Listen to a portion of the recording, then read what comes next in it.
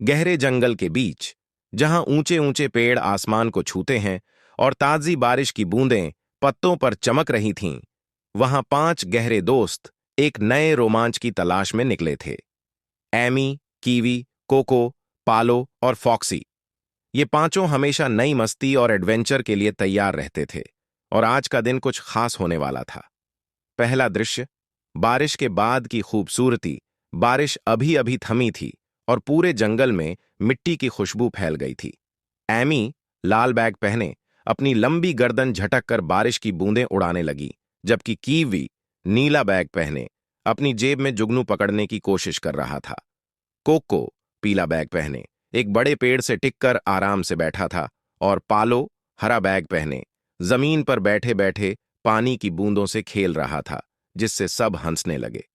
Foxy, नारंगी bag पहने, अपनी झाड़ीदार पूंछ से पानी के छींटे उड़ा रही थी और एम्मी को छेड़ रही थी।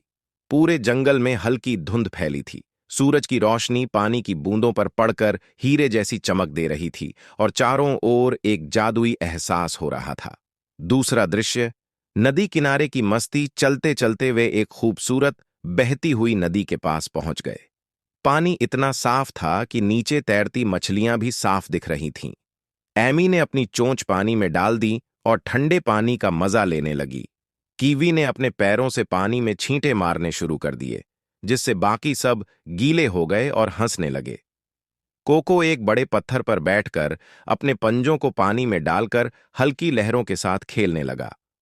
पालो को पानी में बहती लकड़ी दिखी और वह उस पर चढ़कर बैलेंस बनाने की कोशिश करने लगा, जिससे बाकी सब हंस हंस कर लोटपोट हो गए।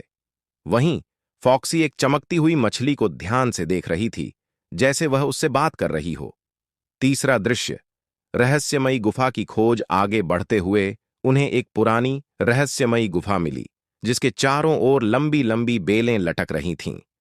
पांचों दोस्तों की आंखों में जिज्ञासा चमक उठी।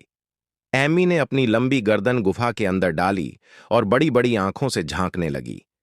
कीवी सबसे पहले अंदर जाने की हिम्मत जुटाकर धीरे धीरे कदम बढ़ाने लगा। कोको ने जमीन से एक चमकता हुआ पत्थर उठाया और हैरानी से उसे देखने लगा। पालो गुफा के अंदर बहते एक छोटे झरने के पास बैठकर पानी में हाथ डालने लगा। फॉक्सी के कान खड़े हो गए, जैसे उसने कोई हल्की सी आवाज सुनी हो। गुफा के अंदर दीवारों पर चमकते हुए जुगनू थे और ऊपर से पानी की बूंदें टपक रही थीं। वहां का माहौल बिल्कुल किसी जादुई दुनिया जैसा लग रहा था। चौथा दृश्य, पेड़ पर झूलने की मस्ती।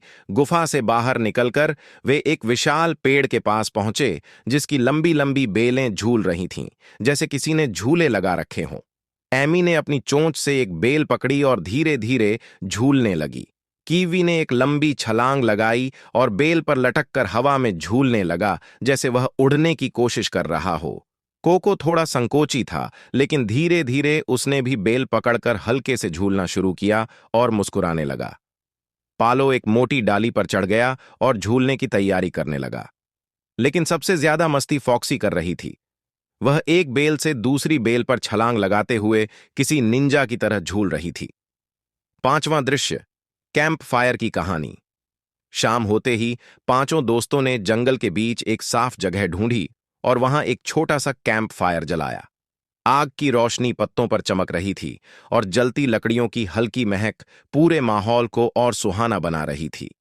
एमी ने अपनी लंबी टांगें फैलाकर आग के पास आराम से आंखें बंद कर लीं। कीवी ने जंगल से लाया हुआ एक मीठा फल आग पर सेकना शुरू किया, जिससे वहां स्वादिष्ट खुशबू फैल गई। कोको हाथ रगड़कर खुद को गर्म करने लगा। पालो ने जोश से एक मजेदार कहानी सुनानी शुरू की, जिस पर सब जोर जोर से हंसने लगे। फॉक्सी अपनी गोल पूंछ समेटकर बैठ गई और कहानी को ध्यान से सुनने लगी। उसकी चमकती आंखों में उत्सुकता झलक रही थी। आसमान में अनगिनत तारे टिमटिमा रहे थे, ठंडी हवा हल्के हल्के बह रही थी, और जंगल के बीच जलते कैंप फायर की गर्माहट में पांचों दोस्तों की हंसी गूंज रही थी। अंत ये पांचों दोस्त हमेशा साथ रहते, हर दिन नए एडवेंचर करते और एक दूसरे का ख्याल रखते। जंगल उनकी हंसी, मस्ती और दोस्ती की कहानियों से हमेशा गुलजार रहता, और उनकी दोस्ती की दास्तान जंगल के पेड़ों, नदियों और जुगनुओं में हमेशा के लिए बस गई।